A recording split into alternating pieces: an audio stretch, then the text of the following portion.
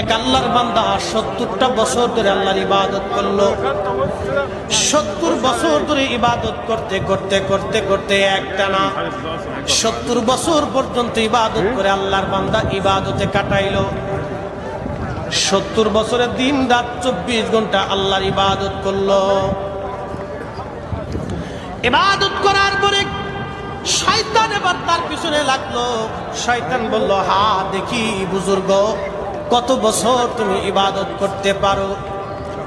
এবার এই বুজুর্গ 70 বছর পরে শয়তান একটা সুন্দরী নারীকে এই আল্লাহর আবেদ বান্দার প্রতি লালায়িত করে দিল।